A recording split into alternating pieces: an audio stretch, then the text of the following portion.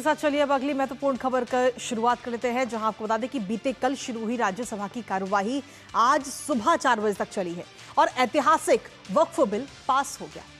वैसे आमतौर पर भारत में संसद की कार्यवाही निर्धारित समय के अनुसार ही चलती है, लेकिन कुछ विशेष परिस्थितियों में ये देर रात तक भी चल सकती है और बीते कल भी यही हुआ।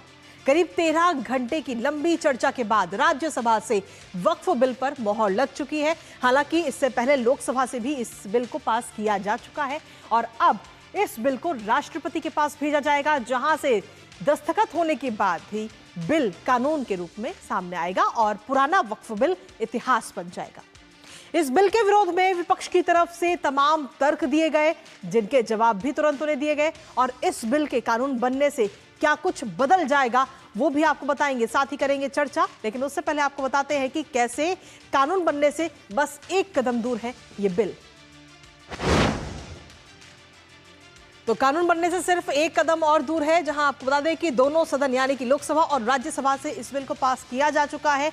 आज सुबह तक राज्यसभा की कार्रवाई हुई और उसके बाद में अब राष्ट्रपति के पास हस्ताक्षर के लिए इस बिल को भेजा जाएगा, राष्ट्रपति की मंजूरी के लिए, जिसके बाद में राष्ट्रपति जब इस पर हस्ताक्षर कर देंगे तो स्वीकृति मिलने के बाद ही इसे कानून बना दिया जाएगा, ये कानून का रूप ले लेगा। और विपक्ष की तरफ से तमाम विरोध किया गया, तमाम तर्क दिए गए विपक्ष की तरफ से इस बिल के विरोध में। और लेकिन इसके बावजूद भी अगर हम देखें तो नंबर गेम में एनडीए काफी आगे रहा और ऐसे में इस बिल को पास कर दिया गया लोकसभा और राज्यसभा दोनों सदनों से। इसके साथ ही अगर हम देखें तो बीजेडी को छोड़कर के सभी पार्टियों की तरफ से व्हिप भी जारी किया गया था।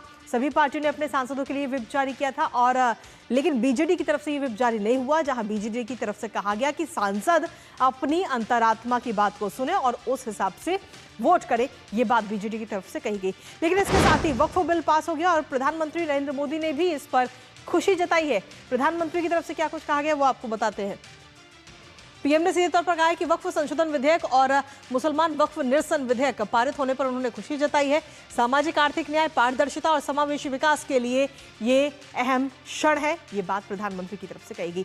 साथ ही लंबे समय से हाशिए पर रहे लोगों को अब इससे मदद मिलेगी, ये बात प्रधानमंत्री ने कही। इसके साथ ही प्रधानमंत्री ने कहा कि दशकों से वक्फ व्यवस्था में पारदर्शिता और जवाबदेही का अभाव था, ये चीजें नहीं थी, लेकिन अब मुस्लिम महिलाओं, गरीब मुसलमानों, पसमानदा मुसलमानों के हितों को नुकसान पहुंचता था। इससे पहले संसद द्वारा पारित कानून पारदर्शिता को बढ़ाया जाएगा, लोगों के अधिकारों की रक्षा भी करेंगी, ये बात प्रधानमंत्री ने कही इस बिल के पास होते ही। इसके साथ ही प्रधानमंत्री ने कहा कि ऐसे युग में प्रवेश करेंगे जो आधुनिक और सामाजिक न्याय के प्रति संवेदनशील होगा।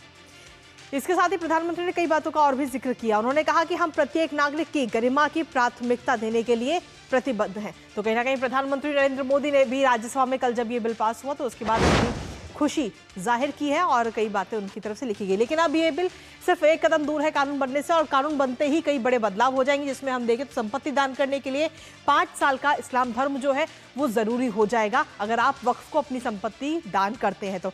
इसके साथ ही आप दान वही संपत्ति कर सकते हैं, वही जमीन कर सकते हैं जो कि आपके नाम पे रजिस्टर्ड होगी, सिर्फ उसी जमीन को आप वक्फ को दान कर सकते हैं।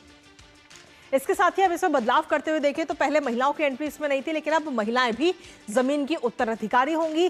जमीन का ब्यौरा जो है वो ऑनलाइन पोर्टल पर पूरा अपलोड किया जाएगा कि आखिर ये जमीन कहां से आई, किसकी ये जमीन है, इसके रख रखाव के लिए किसको जिम्मेदारी दी है, उसके लिए कितना वेतन जाता है, ये तमाम चीजें अब आप ऑनलाइन देख पाएंगे। सरकारी संपत्ति पर वक्फ का अधिकार नहीं होगा, जो भी सरकारी संपत्ति है, लेकिन अगर किसी भी सरकारी संपत्ति पर वक्फ अपना दावा करता है तो उसके लिए जिला कलेक्टर अब संपत्तियों की पूरी जांच करेगा और जिला कलेक्टर को यह अधिकार दिया गया है। इसके साथ ही अभी तक की टाइमलाइन क्या है वक्फ संशोधन विधेयक की, एक बार उस पर भी नजर डाल लेते हैं, फिर करेंगे इसको लेकर चर्चा। वक्फ की टाइमलाइन पर अगर हम नजर डालें तो सबसे पहले 8 अगस्त 2024 ये वो तारीख थी जब लोकसभा में इस बिल को सबसे पहले लाया गया था। लेकिन उसके बाद ही लोकसभा में सबसे पहले लाने के बाद में अगले ही दिन इसको जेपीसी का गठन किया गया और इस बिल को वहां भेज दिया गया ताकि जेपीसी की तरफ से इस पर रिपोर्ट तैयार की जाए। सितंबर से लेकर दिसंबर 2024 तक लिखित सुझाव मिले और करीब 84 लाख ईमेल इस बिल के लिए आम जन की तरफ से आए।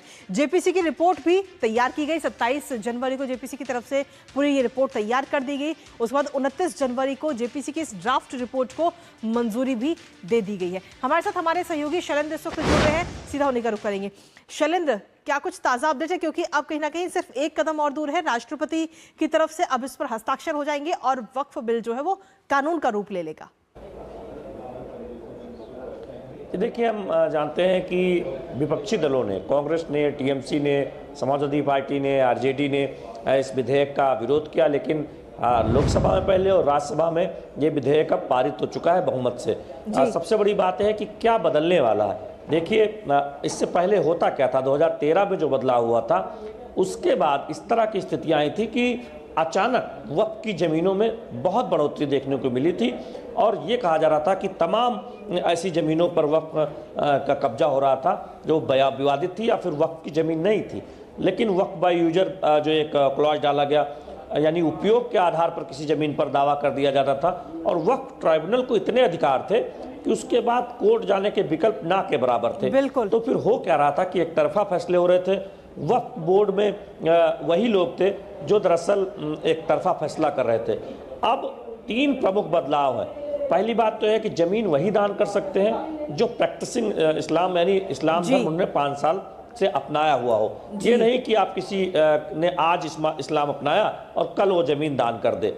इससे होगा क्या कि हमने देखा कि इससे पहले इस तरह के तमाम विवाद सामने आए थे कि जिसमें ऐसी ज़मीनें दान दी गई या फिर ऐसी ज़मीनों को वक्फ का बताया गया जो उसके मालिकाना हक भी एक तरह से नहीं था। तो अब कई बदलाव होंगे, पारदर्शिता आएगी और सबसे बड़ी बात यह होगी कि वक्फ की ज़मीनों से जो आय होगी वो गरीब मुसलमानों के कल्याण के लिए खर्च होगी। बिल्कुल। चलिए, बहुत बहुत शुक्रिया शैलेंद्र, तमाम जानकारी हमारे साथ साझा करने के लिए। इस खबर पर आप अपनी नज़र भी लगातार बनाए रखिएगा।